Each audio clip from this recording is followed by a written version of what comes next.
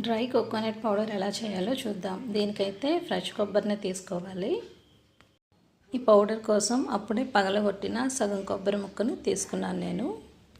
తరువాత కొబ్బరిని ఈ విధంగా బయటికి తీసి దాని పైనున్న బ్రౌన్ లేయర్ మొత్తాన్ని తీసేయాలి.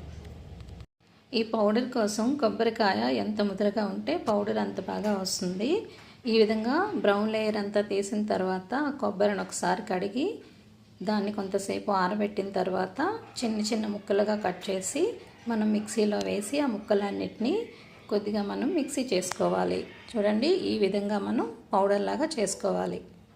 మరీ మెత్తగా గ్రైండ్ చేయకూడదు. నేను చూపించిన విధంగా గ్రైండ్ చేసుకోవాలి. తర్వాత స్టవ్ వెలిగించి స్టవ్ మీద కళాయి పెట్టి కళాయి వేడెక్కిన తర్వాత మనం గ్రైండ్ చేసుకున్న కొబ్బరి పౌడర్ని వేసుకోవాలి. చాలా చిన్న మంట మీద మనం దగ్గరుండి అలా కలుపుతూనే ఉండాలి, మాడకుండా కలుపుతూనే ఉండాలి. ఈ విధంగా పౌడర్ లాగా వచ్చిన తర్వాత మనం ఇంకా స్టవ్ ఆఫ్ చేసుకోవాలి. డ్రై కోకోనట్ పౌడర్ అయితే రెడీ అయిపోయింది.